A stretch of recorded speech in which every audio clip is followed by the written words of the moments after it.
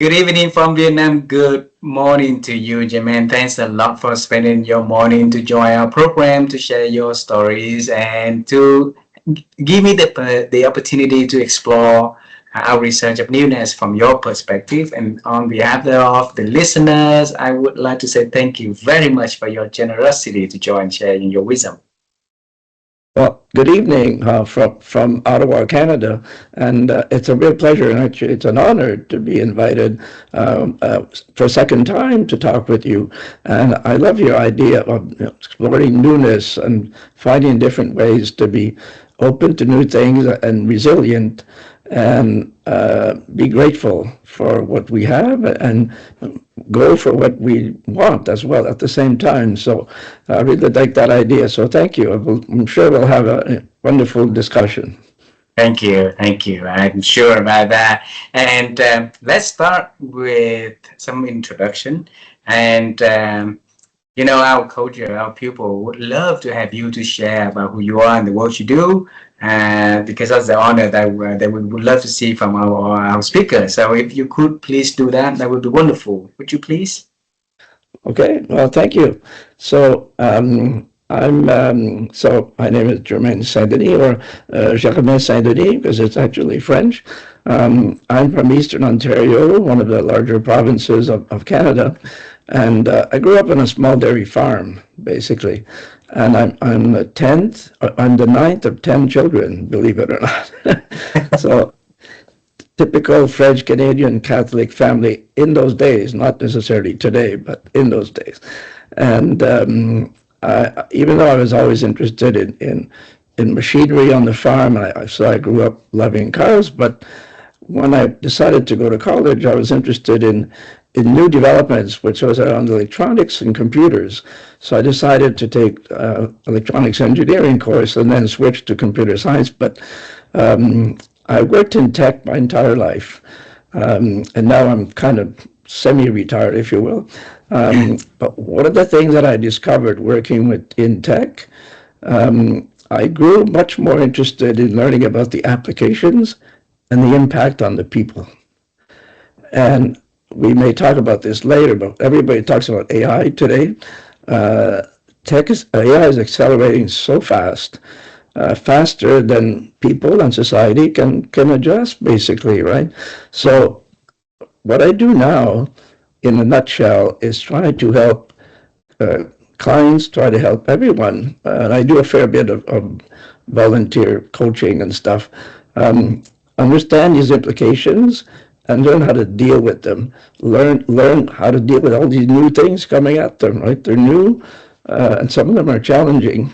So I'm trying to find a balance between my personal time, my family time, time to stay healthy, and time to help people at work. So that's basically it in a nutshell. Right? Wow, wow. And you look at you, growing up in a dairy farm as a kid that have some health condition, and that little kid wanted to become a superhero, right? So that he can, he can be strong and help himself and help other people also. Now you look at the journey in the tech, the journey of growing up, the journey now of, it's always not just now, it's always of helping other people to master and to accelerate in their life. How beautiful. And along that journey, I bet there's a lot of experiences about newness and how you embedded that newness incorporate into your way of thinking, of living. And from there, you bring out the best out of yourself for you to serve others the best. So I'd like you to think of newness in a simple way of you defining it.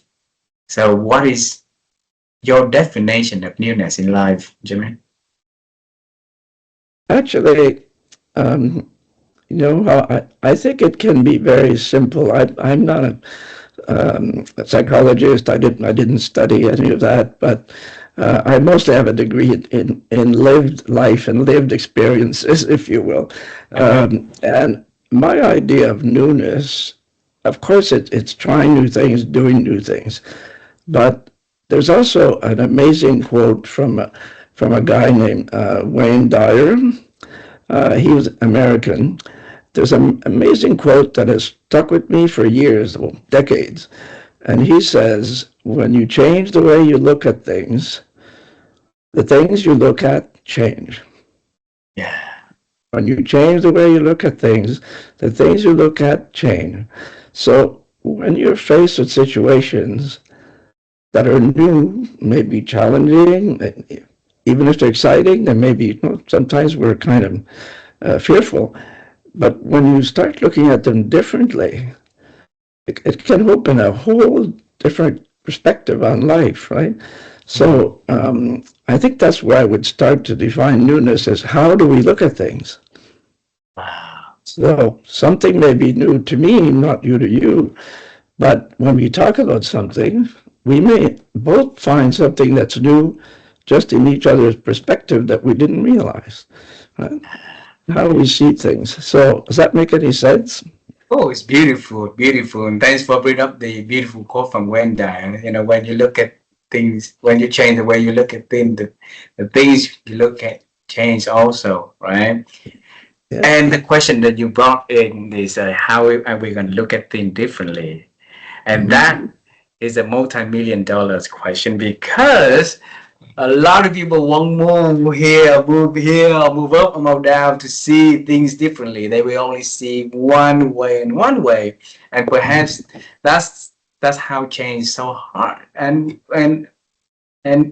we and I engaged with this kind of conversation. This kind of topic is to like helping people to think about the potential of seeing things differently, and that's the doorway for them to open the world to newness, and that lies possibility, that lies opportunity, that lies a lot of amazing thing in ways, right?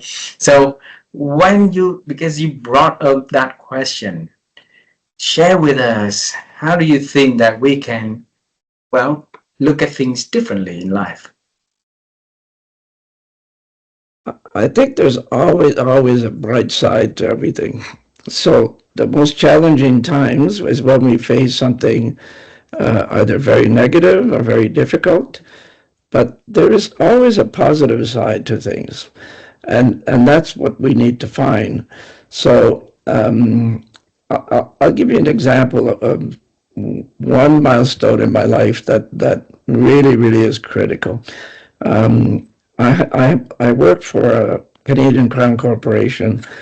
I was leading an international initiative on development of electronic standards, electronic communication standards, and I was leading an ad hoc group of about 20 countries.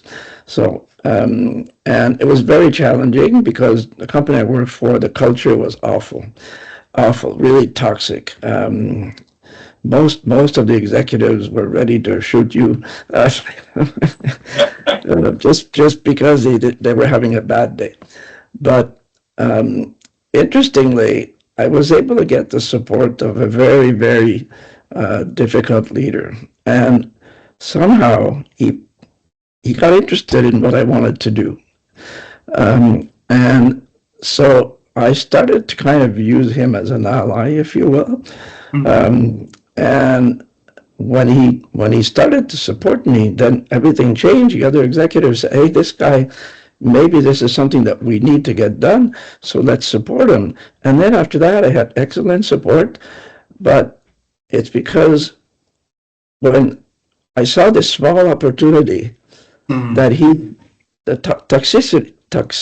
toxicity didn't show it in when I interacted with him. Even though he was very difficult, he didn't seem toxic at all. He seemed to be quite receptive to this. So that's Mm-hmm. when I said, okay, let me work with him. So I asked him what he needed out of this. And he wanted to find a way, because he was the CIO, he wanted to find a way to make the corporation a leader in this field. So what I was doing was exactly supporting his idea. I didn't know that, right, of course, beforehand, but that's when it really opened things up. So if I had just continued to be fearful of the toxic culture, and when I went on the executive floor often because when you deal internationally, everybody wants piece of the pie, or everybody wants to know what you're up to, right? So things changed after that. It was really amazing.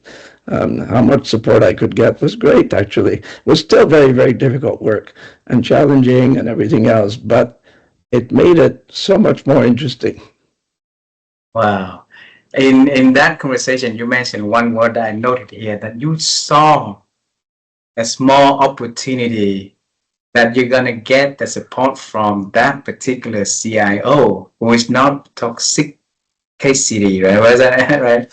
And you mentioned that there's always bright side of everything. So when you saw that he's potentially will be the person that can support for your ideas, and then you leaning into that one, situation started to change, and everybody started to involve and proactively and positively, right?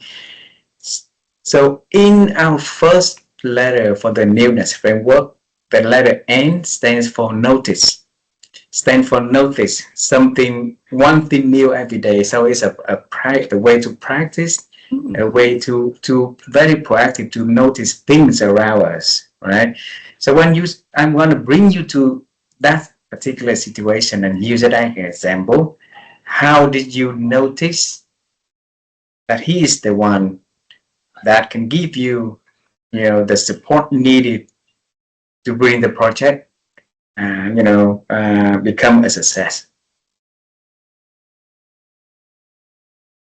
It was only in observing his behavior, or his reaction, if you will, to what I wanted to do, to what I discussed, or to what I wrote about, because I wasn't senior enough at the time to go and just talk to executives whatever I wanted to, so I would send a memo or something, right?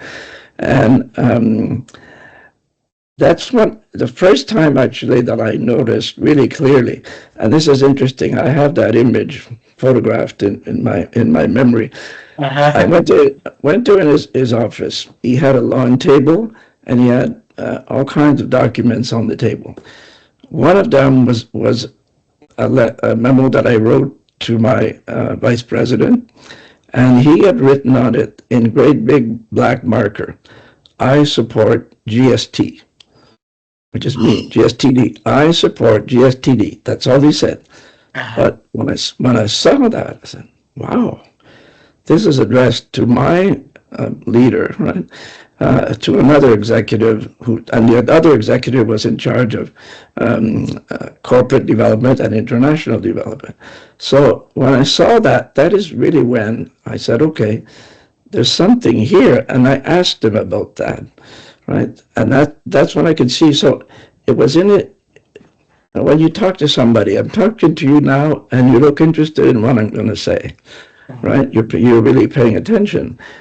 If you really didn't really care very much, and you talk to executives, and they can do this often, they're over doing something else, or scribbling, or on their keyboard or on their phone, but not for him. He was clearly interested, and we had some good one-on-one discussions, better than I would have ever expected.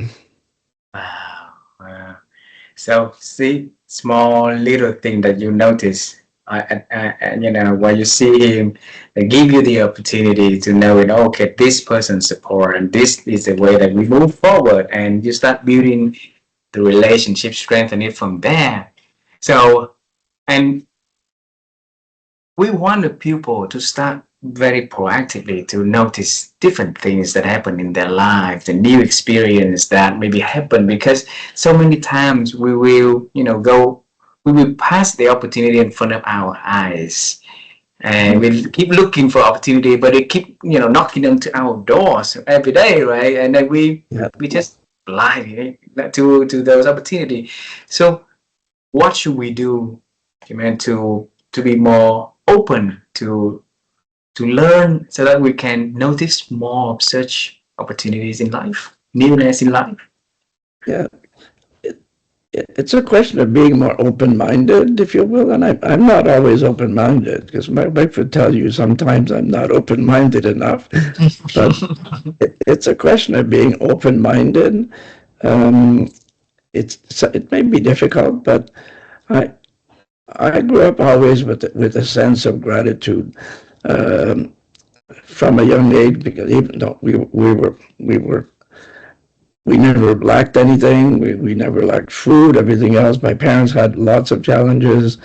I could see that. I could see how they became resilient, and in a way that helped me become resilient. And so I'm generally a happy person, and I'm generally grateful for everything that I have. Even, grateful that I'm able to have a discussion with you in Vietnam. Who would have thought that would ever happen? Right? Incredible. So I'm always grateful for all of these things, which is largely in part, to be honest with you, that I don't stop working completely. I like to keep those connections going. I like to talk to people. So if you're open to what other people are going to say, open to what life might throw at you, then I think that's a really good way to explore the newness. I don't not sure what the other letters it stand for, but if there is something that stands for being open-minded, for being, you know, letting life enlighten you, if you will, or something, right? Just to take it in for a minute and think, oh, maybe that's a different way to look at things, right? You just mentioned about that. You just mentioned the second one is engage curiosity. The letter E is engage Uh-huh. curiosity. And we want the people to be very proactively looking for new things because we want them. So that's why in the first letter is notice. So it means that it's all verb and it's all like very direct and proactive approach, right? So you notice, maybe the role is different today. Maybe the pupil is not happy today. Maybe there's so many things you're starting to open your eyes to see things, and maybe that the things you Yeah, look at change, right? And yeah. engage curiosity, like you say, is open-minded. Think about, why things change, how is it changing, and why is it new today? Mhm. And like you notice something change, you ask, and then you go to the next step. Is the W is a walk the first step. So you get to a deeper conversation with that CIO, and from there you guys make a master plan on how you two are gonna get the support from other executives and and move the needle forward for the project to be successful. Okay, and you know I think the part of noticing is still easy, but the Mhm. part of walk the first steps seems to be so hard for a lot of people. Sometimes I'm me included. I know the idea is good. There's always something that holding my body stay at the same place, not even Mhm. moving. So so from the knowing that the doing is always a big gap in there. Mhm. That I want to make people move into the doing, Germain. Yeah. So what should what should we do if we want to make onto that moving to walk the first steps?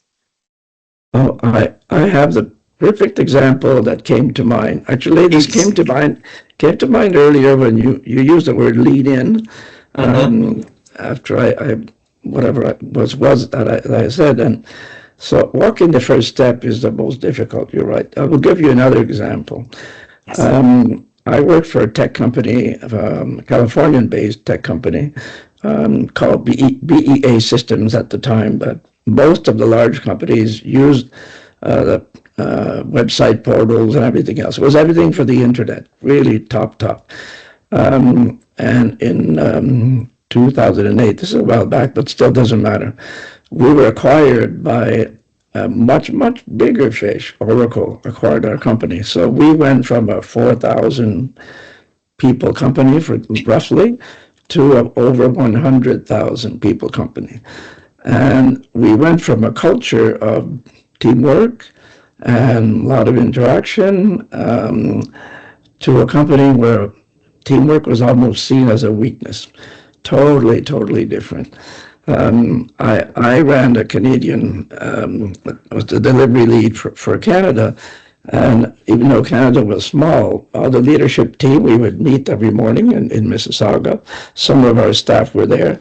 But after the acquisition, all of that changed, and I was given a nice office, but most of my time I spent on conference calls and not talking with people. face to face on conference calls. Oh, Uh, well. So it was a big adjustment, and I had to fight some battles. But what really was difficult is about a year later, we had a recession. There was a big recession in the U.S. And I don't know, maybe in Vietnam at the time, maybe it was it's around the impacted, world. but around the world, Financial right? So crash, right? then they started to think about layoffs.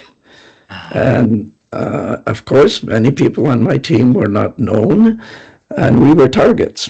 I knew that. I knew that if there are going to be serious layoffs, I would possibly lose members of my team. Uh, So there was a guy who had been assigned to be kind of our coach to transition into the new company. Really good man, really good man. So he told me that because there was not enough business, one of the leaders started this initiative, which they called extended sales, that even though we were not in sales, we would all start to contact our customers, see if we could generate business. But it was only in the U.S. I said, who's involved in Canada? Oh, he said, we didn't invite anybody. So I had this idea. I said, I would like to join for Canada. I would like to join for Canada. mm, Oh, so Steve, he said, well, let me ask, see what the leader thinks. The leader said, yes, okay, come. So within a week, I was off to a meeting, and I think we went to Colorado or something. Went out to a face-to-face meeting to understand his whole strategy and everything else. uh, So I was the only Canadian there, and this guy was known to be tough. People feared him apparently because he was tough. So I had to be a bit careful. I knew the reputation, but still, I leaned in. So I walked that first step, if you will, right? uh, And so I started to participate in the discussion, everything else, and then we were all sent off once we all understood how this was going to happen. We were all sent off to start contacting our clients, see what kind of new business we can get, because otherwise we had to lay off people, mm, which was very, very clear. So that was a very big, so I had to find something, what can I do to change the situation, right? And how can I do it? So leaning in to say, I want to join this team, maybe I was seen with a little bit of skepticism, but at the same time, maybe I was seen as at least courageous enough to do that. And I was really fortunate because before I contacted any clients, I contacted everybody on my team. wow. And I said, give me some intelligence, right? Give me some intelligence about the clients you worked with over the past year, 2, 3, 4, whatever. And let's think about who we might be able to contact. And who knows, they might need somebody to help with something, right? And the company was open to slightly different arrangements than normal. Of course, that was okay. Uh, So just by pure coincidence, I ended up getting a contract, a verbal contract with the client that turned out to be the largest one in the first week. wow. But so I give all my team my credit because it wasn't me. The idea came from them, right? It Uh, came from them. I had two people who had worked there for over a year. So they knew the client inside out. They knew all their issues, everything else. So when I contacted the client, and I'd met this client for lunch before, which is something I would normally do. So the discussion was a bit easier, worked out better. And I offered that we could go and help them and maybe make arrangements that are more suitable or something. The guy said, yes, immediately. Okay, let's do it. And we discussed about the scope and cost and everything else. And after that, this feared leader became one of my best allies. wow. You look at the story you just shared, and I got goosebumps in here. because every step that you share is exactly the newness framework that we build for the rest of that. Because the W we talk about is walking the first steps, right? So you walk into the first step, you knew that layoffs are going to happen, and you must do something about that. Must control the situation better. There must be a better way out for everybody there. So he said, "Me, you join in to Colorado meetings to see what's the strategy for next." And then you knew that leader is a very fierce leader and a lot of challenging, and that is where you practice the next letter N in the word newness is the neutralize discomfort. You have to overcome the discomfort inside of you, the situation. You have to get familiar with that for a bigger situation, for bigger picture, right? And and through that, the next letter is letter E is that you extract the lessons.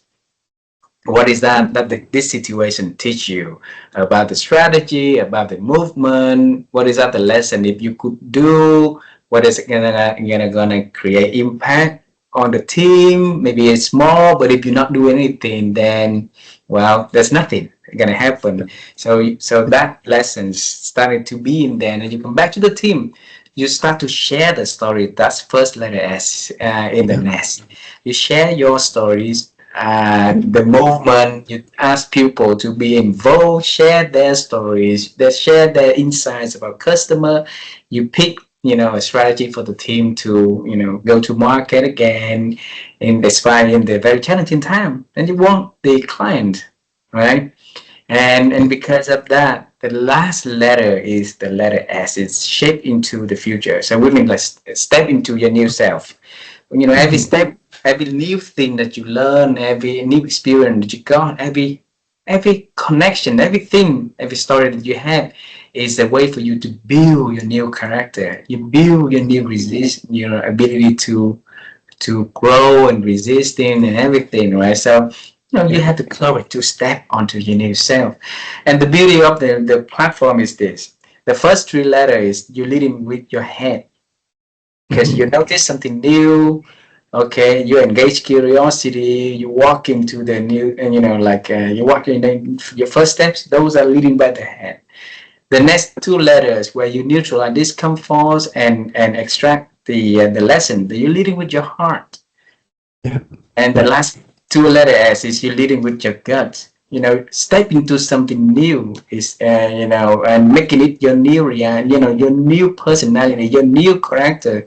Share your story, success story, or failure stories. Take a lot of guts to do that. So those are the way that the whole framework will connect the three head, heart, and guts all together, and you just share it, and it make me feel really happy to hear your a prime example right there. Uh, Oh, I, I didn't know what your letters were, to be honest. I didn't know what they were, but when you said walk the first step, that really, I knew I had to use this example. And you're right. I love that you say lead with the head, lead with the heart, because yeah, you lead with the head initially, okay, but when I decided to make that first step and lean in, I did it that kind of out of passion and desire to help my team, right? And help the company as well. Of course, help the company. That's always a given. But yeah. to help save the team from layoffs. And so it took courage. I mostly think of it because I think I had to be courageous, even though I didn't think about it at the time. But in that room with everybody, all the other leaders from the U.S., I was like a little mouse at first. Yeah. You look at this. Where is courage coming from? Mm. To us, it's coming from you step into your new territory, your new self. Every time that you have the win, you have the failure, you face with that. You Yeah. face with that, and it build the muscle for you to be more courageous to face with everything that could happen. Because if you one thing you can look at it could be negative, but you move in this direction, you look at it, oh, maybe there's another way for life to go through in here, and you Yeah. see the potential. So those you have to use the gut to move yourself and look around Yeah. and have the ability to step up and step into your new self. And every story like that, we will build you. It will build you for the Mhm. next level. It build you for the next level. And for us, that's why newness. It seems very old because it's like, but it's there's the wisdom in the old always, right? There's a wisdom in that that a lot of us is like, well, we ignore about that. So It's never old because even though the world changes very quickly, yeah, the basic human principles are the same, right? yeah, And we all have the same basic needs. And when we're faced with some difficult situation, fear is normally the first one. When you talk about potential layoffs, everybody is afraid of losing their jobs, right? Including me. I could have lost my job too. So I really like the way you do that, and I'm glad that this example came to mind because, and I'm glad that it was able to address those points that you wanted to address. But lead with the heart. I mean, as you know, I'm very big on caring leadership and I caring for my know, people. yeah, So I cared enough to say I've got to do something different. I could have looked at the situation and say, well, okay, they're leaving us in Canada alone. They're doing this initiative in the US. We're not invited. I could have taken that as very negative, right? And say, oh, well, now we're going to have a whole bunch of layoffs. What can I do? I didn't look at it that way. I decided, okay, well, let's see what I can do. And as you say, I looked on the other side. So there are many lessons there, I think, for people, but resilience always comes to mind when we talk about these things is how can you, when you look at things differently, if you're determined enough and you want to be resilient, there's usually something you can do. There's usually something positive you can do, a positive way to look at something. Doesn't matter how really bad it is, right? yeah. And the way, because all the letters in the framework is about is verb. It's an active verb. So it means that we have to actively drive in our car to Yeah. look for the direction, look for something new. Maybe at the very first days or weeks, we are, it's very, very reluctant, and, very hard for us to notice something. But it is a practice that anything we could all do, right? And you look at curiosity. When children at young age, they were curious. The sky is their limit, and everything is possible. They see new things. They see everything, is beautiful. But then we grow it up.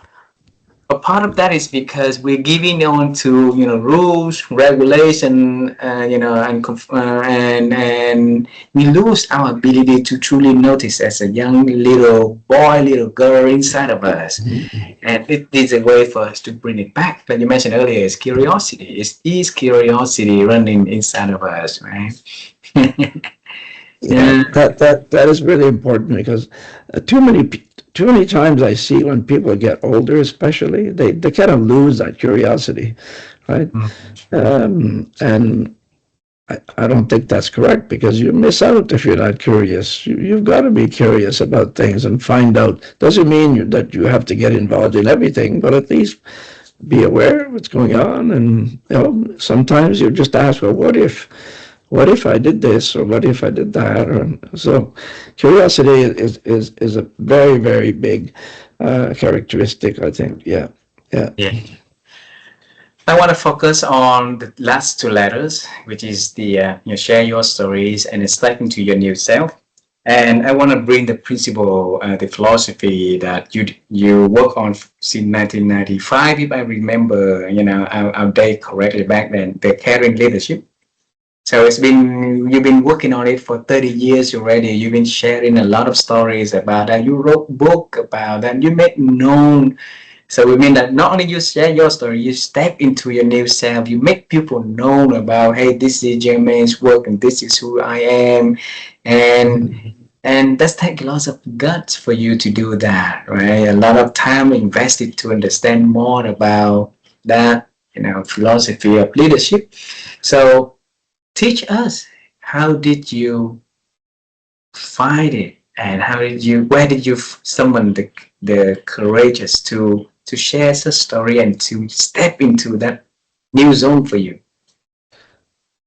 I, I decided to do that because, well, first of all, after my first cancer in 2015, even though I was treated and I recovered fully, my wife and I both resigned our corporate jobs, and we traveled, wanted to take some time off. Cancer is always a bit scary, even though there are many, many survivors, and I've survived twice, but it's still a bit scary. So you never know. So we decided to do that. It was great, but then I missed work. I missed the people, because I always enjoyed working with the team, with colleagues, and learning from others. So I decided, well, maybe I'll come back and do a little bit of just consulting and coaching, since I worked in tech consulting my entire career. So I did a bit of that, but just wasn't quite enough. So then I decided, I was thinking back, and I could still see, and I hear from, even today, I hear from younger people in their jobs, how some of their leaders don't care, how it is in their culture that they feel like they're not appreciated, they're under a lot of pressure. I still hear that all the time. And so around 20, I forget when it was, I decided I'm going to focus on helping other leaders become better, become more caring about their teams. Wow. That's kind of what that is. And I started, and at the beginning of my book, this is how I describe. I've observed so many times firsthand the difference that a caring leader versus an arrogant leader can make on a person and their career, right? And I'm sure you'll agree with that. If you start working, my very first boss was a great man. I was very lucky. So if you start and someone is always complaining about what you do, always asking you for more, never saying thank you, never appreciate what you do, that's pretty poor. That's not really a nice environment to encourage you to do well. There's no inspiration in that. It's the other way around, right? It's discouraging. So when you look at people and you start realizing that, number one, we're all emotional creatures, right? And you mentioned that, I think, at the beginning. And so one of the things that I realized, and actually I wrote this quote, kind of my own quote, but we are all emotional creatures. All of us humans are emotional creatures. And without that understanding, you cannot lead effectively. Wow. The basic, Because right? right, without that understanding, you can't lead effectively. Because you can't treat people just like a widget, or just a number. It just doesn't work. Our psychology, we want to be appreciated. Every person you look at, doesn't matter what room you're in, everyone you look at is someone who wants to be appreciated. That's number one, I think. Always, always, always. Be recognized, be appreciated. So the whole idea of leading teams, when you look at it that way, it's a whole different perspective. But to many leaders, it sounds too soft. They don't like it. It sounds too soft. Right? They don't like to hear about caring leadership because this is too soft. Mark Crowley, who has a book he wrote about 12 years ago, you probably know him, Yeah. Lead from the Heart, Lead from the Heart. He faced that with his first book, Lead from the Heart. It's too soft. It's never going to sell. It's too soft. And I love his book, and it's great, and I've supported him for years. So when I decided to write my book, it's a very similar idea. Caring leadership, empower your people. The whole idea is similar to servant leadership, right? So my definition of this is, train and equip your people, trust and empower them to do the job. Simple. Train and equip them, trust and empower them to do the job. Train and And trust, right? train and trust. Yeah. Train and equip. So if they need training, if they need equipment, It could be a computer, but could also be, you know, a crane if they're working on a construction or something. Doesn't really matter. And then trust and empower them. And a lot of companies will train and equip their people. They won't trust them or they won't empower them, right? So if you don't trust them and if you micromanage your people, that's no good. Give them the work, and if they need help, fine, you help them, but give them some leeway to get it done. And I've always done it. I've always led this way, and it's always worked. So the whole idea behind me writing this book and sharing the stories I continue to do today is that I want to help leaders become more caring, more understanding of their people, and then really unlock the potential that's there that they don't see. You don't see the potential if all you do is complain about your people and pressure. You really got to get to know them as a human being, know them one-on-one.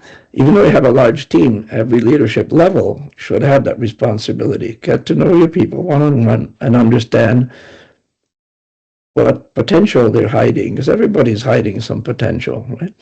So that's my whole drive, is to help create better workplaces for everyone. And that also means helping leaders be better leaders. It means people also being better.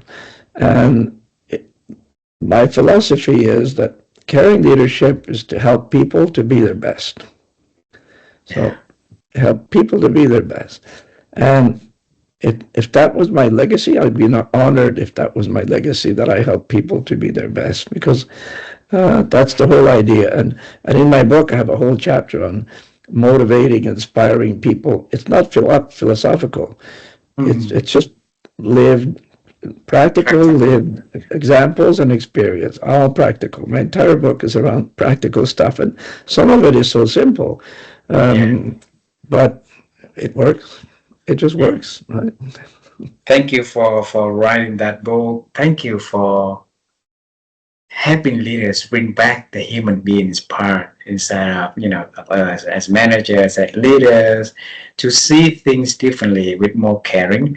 And when we first started the thinking about the idea of newness, we asked a lot of leaders about how they define legacy also for themselves. And the notion for that is simple. You and I all grow it up as a little boy, little girl, and when we were little, I care about you. I care about everyone else. I cared about my mom, my dad, my neighbor. I cared about pets. I cared about trees, about anything, right? And then along the way, I'm growing up, maybe the media, maybe, like different goals, maybe, like something that designed from within that leading me to only see this way. I see the money, I see the title, I see the power, and I don't move here to see different things anymore. And because in that direction, I only see, all in the people, my employee, my staff, my clients, all in the area that I don't see them anymore. So when I don't see them, how could I care for them? Right.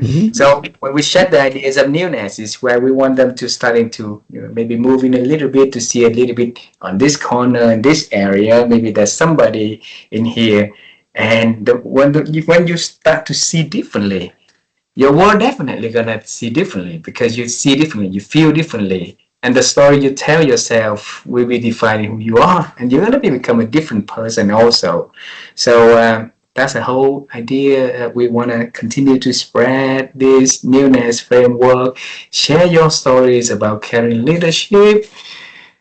And let's go to the last part of that, is the letter S, which is step into your new self.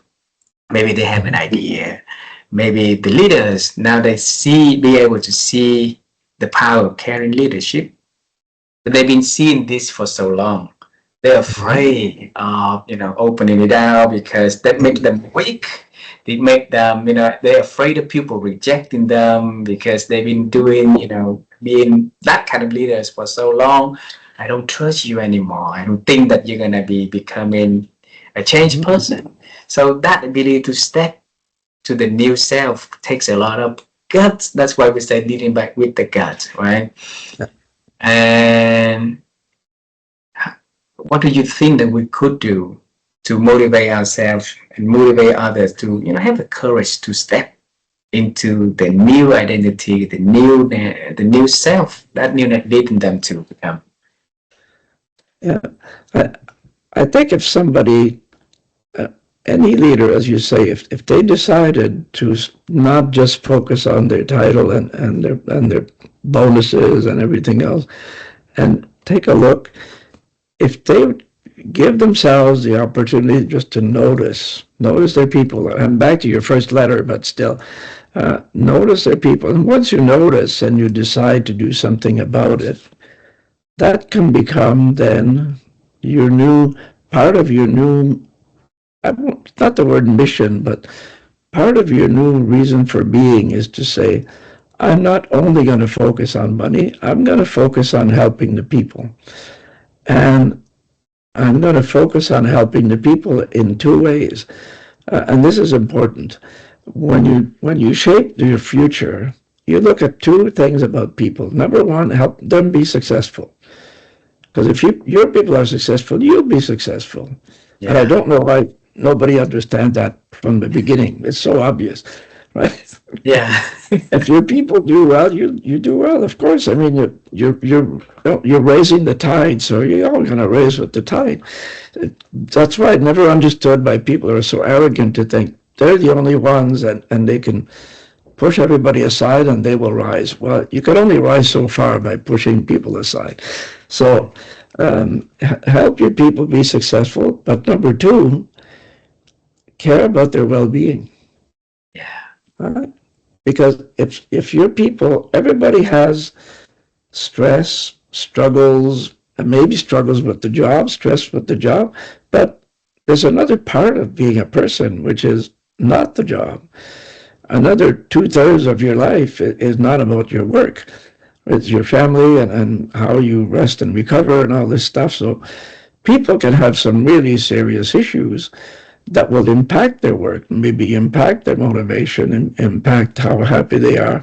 So you have to see that. As a good leader, you have to see that. You have to see that if your drive for success is so strong that you're making your people sick, that's a problem. And that is very common, very common. So when you decide how do you shape your future, be caring about person's success and the person's well-being. And as soon as you introduce well-being into the equation, everything changes. Mm. Everything changes. I don't know if we have time. I can give you another quick example.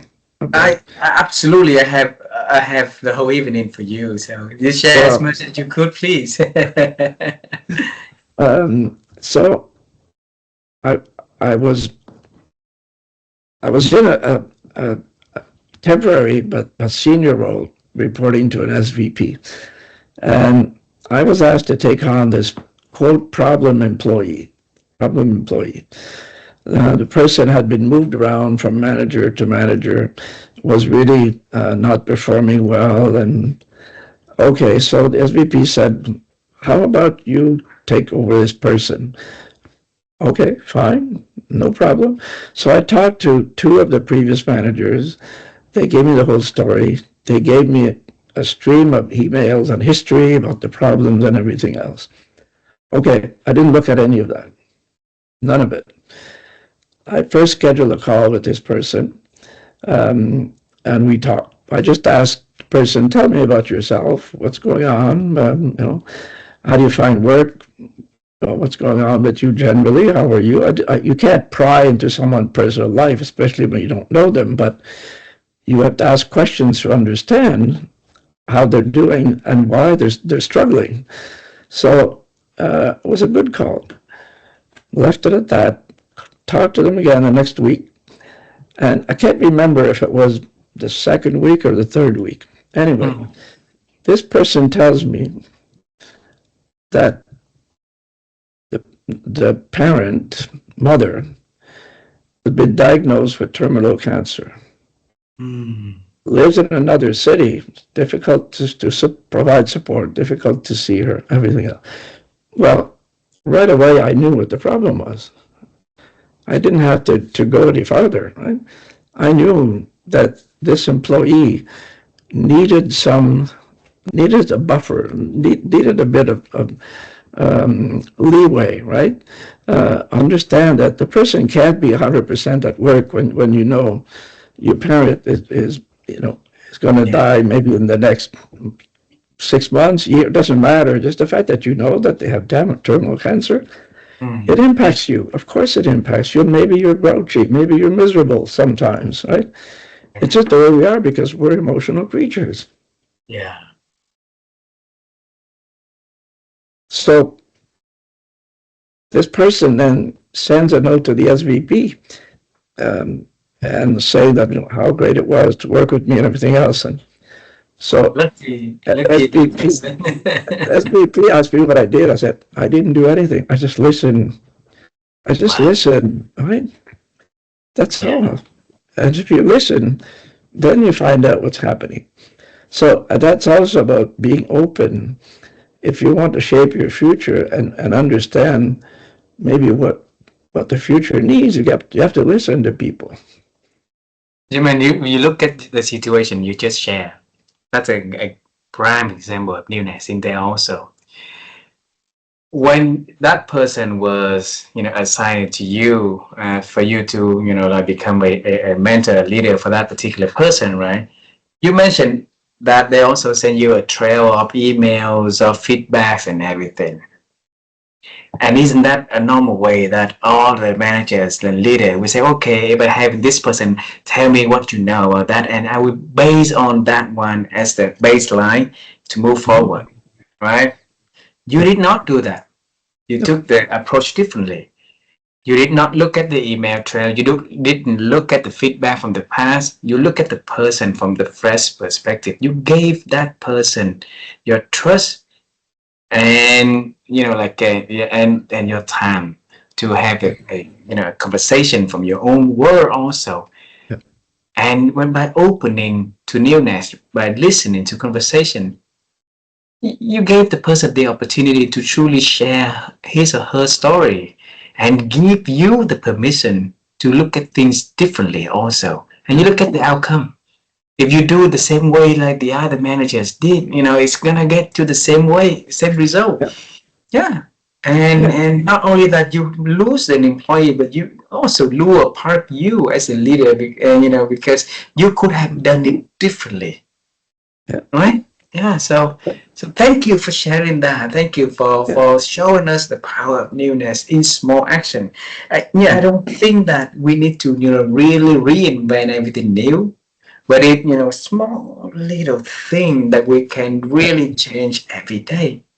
Yeah. And one thing change per day. In a year, you have 365 things already, better. Or Mhm. maybe more experience, right? You experience Yeah. things differently.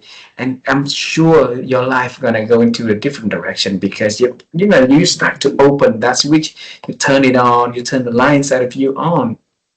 Wow. And Yeah. Yeah. So wow. it's and I will say the same now about the future is so revolving on so much on AI, Yeah. and I'm still worried that people will forget the human side of things. You can't forget the human side of things with this AI acceleration, you have to really know the implications on people. And I will write about that as well. I didn't cover AI in my book intentionally. If I wrote a book today, I would talk about AI, obviously, but I don't plan to write another book, at least not right now anyway. But this is something for the future leaders and future societies to think about. Um, it's great to use AI because it has tremendous benefit. I'm all for that. I mean, I've worked in emerging tech my entire life, so I like emerging tech. But, I also have to make sure that you give people time to adapt and help them to adapt, right? Yeah. So it's, yeah, the most important aspect of any of these initiatives, AI or anything else, is the ability for people to adapt to it, right? And that's really, really critical. So Yeah. that to me, that's got to be part of shaping our future. Is that always have to look at the human side of things. So since you mentioned about a lot of your works lately is to help people, help managers and leaders to look at AI and how to incorporate it into a new way of doing and living and thinking and taking actions forward, right? So, if Right. you look at it from the landscape of newness and up as a human beings to do it right, what is that we should, look at AI and apply it in our life as managers and leaders? Yeah. Just to clarify though, I have not been helping leaders with AI, not yet. No. But I think about it, and I will share my thoughts on that. But I haven't yet. Actually, I haven't done any client work in 2024 and 2025 due to health problems. Yeah, Right. but now that I'm good since late fall, I'm good. So I'm back to life again. So the timing of this works out really well. Thank you. That's really good. But I want people to think about the implications of AI on humanity, and to not push the technology so quickly that it will hurt people in the end. And if you look back, I wrote an article which actually was very well received about a month ago, I think. And I started by referring, that the World Economic Council met in Davos, Switzerland, in January. January, yes. Some of this very, very top leaders, including the CEO of Salesforce, said that there is a risk, AI accelerating so fast that there is a risk of some major damage to society, job loss, all kinds of things, right? And so I wrote an article which referred to that at the beginning. But the article that I wrote, and I can send it to you. It's in Yes. I send it. I shared it as a newsletter, actually, as one of my Architect of People First newsletter. And I talk about all these things that are happening, and I called it the signals that leaders send in times of chaos. The signals that they send. So I didn't talk about caring leadership, because I know they don't want to hear about that anymore. But I talk about the signals they send. So what signals are you sending as a leader if you're pushing AI through your company without any consideration for the impact on your employees? You're saying the signals that you don't care about them. Yeah. So I did the article from a different perspective. Instead of talking about how I think leaders should be, I did it in a way that said, this is the signals you're sending. If you don't want your people to work remotely, for example, because you don't trust them, that's not a very good signal to send. Just say we don't trust you. We want you to come in the office, even though you'll be in a room by yourself anyway. Right? So the signals that people send in leadership roles have a huge impact on people, and it will have a huge impact on society potentially with AI. So that's how I decided to twist that perspective around. And I have to give credit to someone who criticized what I was. Someone asked me to write an article for a magazine. I wrote something, and they didn't like it at all. They hated it. But they told me why they hated it, and then I thought, first I was not happy. But then I said, okay, what is this person telling me? Right? And then I looked at these ideas. I said, okay, I see. I'm coming at it from the wrong perspective. Leaders don't want to be told what to do. But if I tell them about the problems that they're addressing and how they're addressing those problems, we'll give them other problems later. So, maybe now they're interested. Right? Yeah. So that's why I did it that way. And received a lot of terrific feedback from that newsletter article. Yeah, So yeah, that is just another shift into the newness perspective, yeah, and yeah, you also helped me to think differently in this conversation. That leader doesn't want us to tell them what to do, right?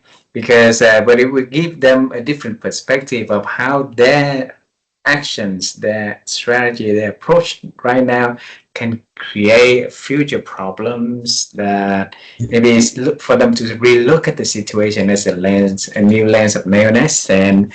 perhaps they will come up with something better.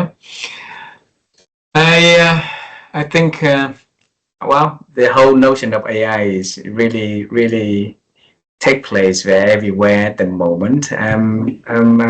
We're looking forward to how responsible leaders will be able to look at this in a sense that can create the harmonization of the technology, because definitely, like you say, it has, I know, it is tremendous benefits also, right? Mhm. And so don't reject it yet, but find a way to make it more harmony for everybody. So that would be a ultimate way to think. And good leaders, I always have, you mentioned earlier in this conversation, looking for the bright side of everything. Everything should have a bright side. That also, I believe, they got into that position with power and responsibility, and a little nudge of newness will help them to look things differently.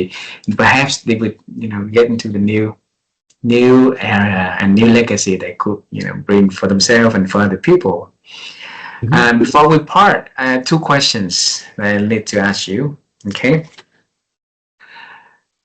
I want to bring you to when you were little, Mhm. and had a dream of becoming a Superman yourself. Okay, Mhm. and of course back then you also have a lot of challenge with looking at the future and the family with a lot of siblings Mhm. Yeah.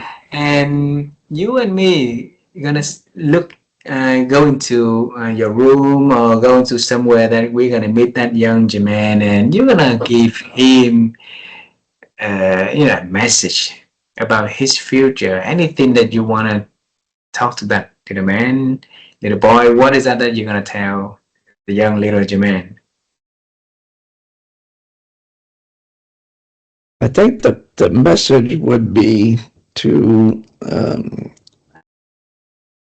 learn to be strong. Um, Even though as a child, that life is great, but as you know, just like that, you can turn from laughing to crying.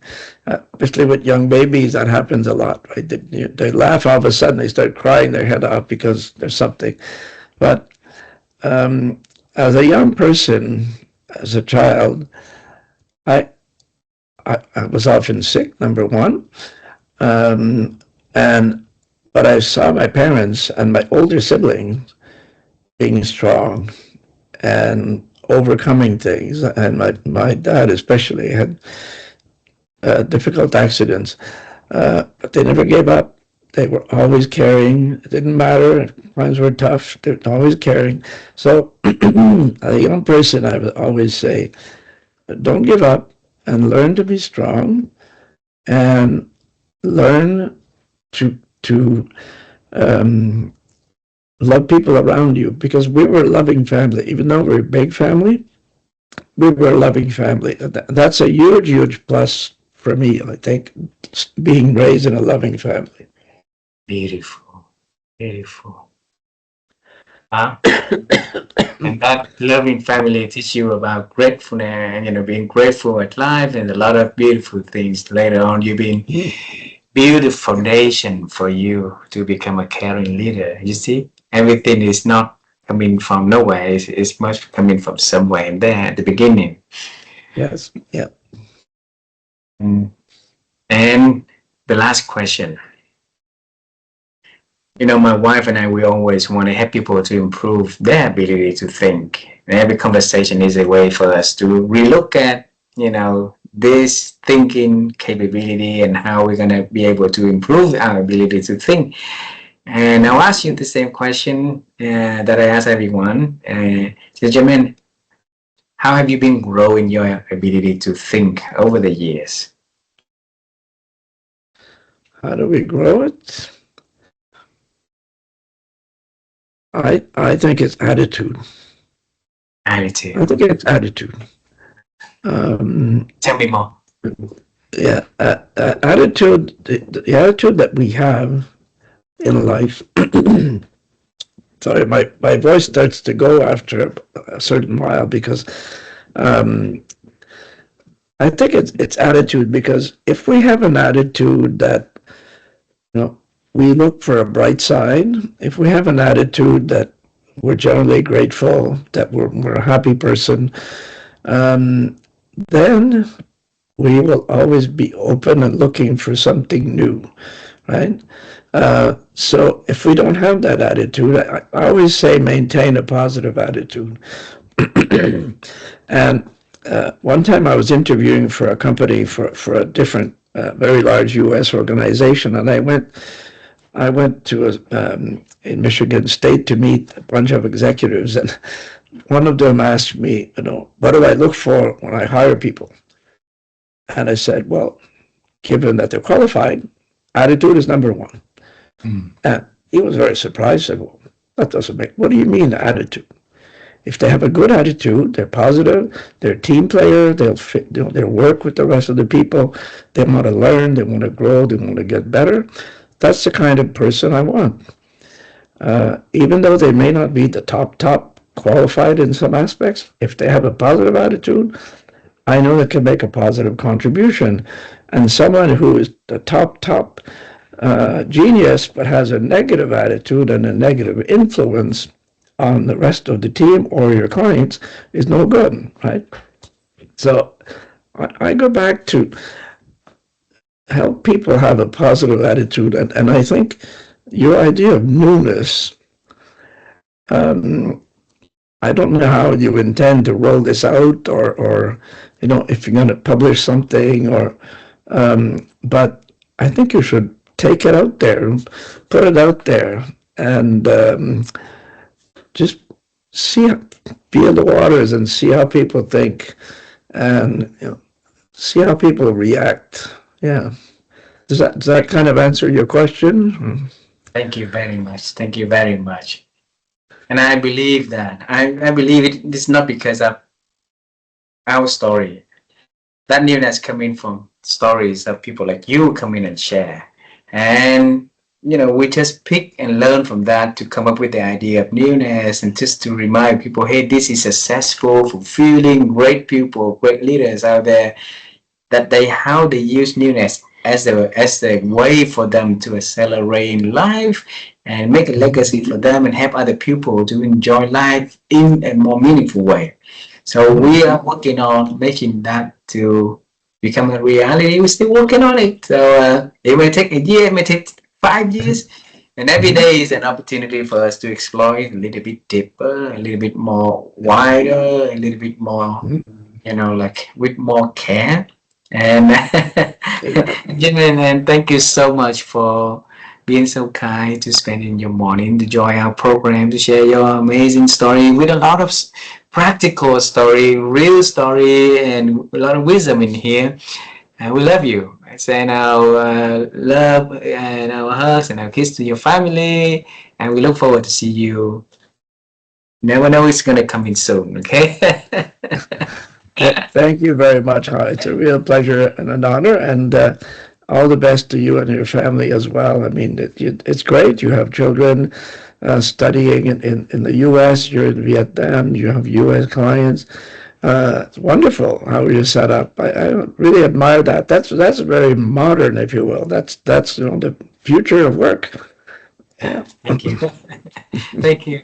Yeah, have a lovely day, and I'll reach out to you to find to ask you about the article that you wrote, so that for me to have something new to read and to think over the weekend with my wife. So we're gonna share that story, and we're trying to find a way to step into that future a little bit further. Yeah, I will send you the LinkedIn link to that newsletter article. Yeah. Okay, wonderful. Have a beautiful day. Goodbye for Thank now. you. Have a good evening. Thank you. Thank you.